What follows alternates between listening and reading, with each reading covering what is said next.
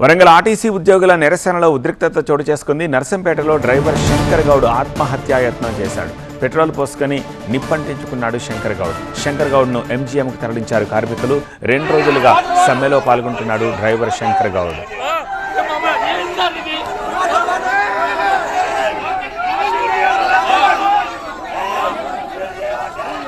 మరింత సమాచారం మా ప్రతినిధి పెదేశ్ ఫోన్ ద్వారా అందిస్తారు. పెదేశ్,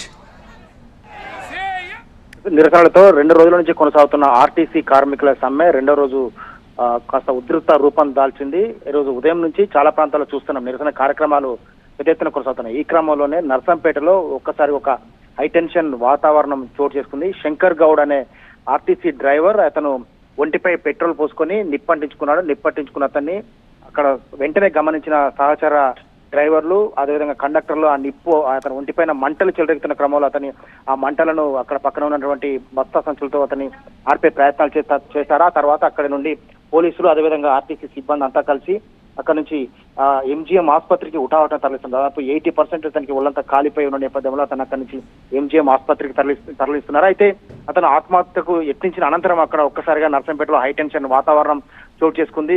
సహచర కార్మికులు మిగిలిన వారంతా కూడా ఒక్కసారిగా డిపో లోపలికి చొచ్చుకు వెళ్లి నిరసన తెలిపే ప్రయత్నాలు చేస్తున్నారు. ఈ క్రమంలోనే పోలీసులు కూడా వారిని అడ్డుకునే ప్రయత్నాలు అయితే చేస్తున్నారు. సో వరంగల్ ఉమ్మడి జిల్లా వ్యాప్తంగా కూడా ఒక్కసారిగా ఈ శంకర్ గౌడ్ ఆత్మహత్య యత్నం అనేది ఉమ్మడి జిల్లా వ్యాప్తంగా కూడా ఒక ఉద్రిక్త వాతావరణానికి దారితీసింది. అన్ని డిపోలలో ఉన్నటువంటి కార్మికులకు, ఉదయం నుంచి నిరసనలు తెలుపుతున్నటువంటి కార్మికులకు ఈ వార్త తెలిసిన వెంటనే వారంతా రోడ్డుకి నిరసన కార్యక్రమాలు చేపడుతున్నారు. ఈ నేపథ్యంలోనే పోలీసులు కూడా ఈ ధర్నాలు, నిరసన కార్యక్రమాలు అదుపు తప్పకుండా పెద్ద ఎత్తున మోహరించినారు. ఉదయం కూడా చూసాం మనం జనగామలో కూడా పోలీసులు అంటే ఈ డిపో పరిసర ప్రాంతాల్లో ఈ ఆర్టీసీ కార్మికులు వేసుకున్నటువంటి టెంట్లను తొలగించారు. టెంట్లు వేసుకోవడానికి ఆర్టీసీ సిబ్బందికి ఎటువంటి అనుమతి లేదని చెప్పి టెంట్లను కూడా తొలగించిన నేపథ్యంలో అక్కడ కూడా ధర్నా నిర్వహించారు. సో తాజాగా నర్సంపేటలో జరిగినటువంటి ఈ ఇన్సిడెంట్ నేపథ్యంలో మళ్ళీ ఒక్కసారిగా ఈ నిరసన కార్యక్రమాలు అనేవి అదుపు తప్పినట్టుగా కనిపిస్తుంది. ఈ నేపథ్యంలోనే ఆర్టీసీ సిబ్బంది, ఆర్టీసీ కార్మికులంతా కూడా రోడ్లకి నిరసన కార్యక్రమాలు చేపడుతున్నారు.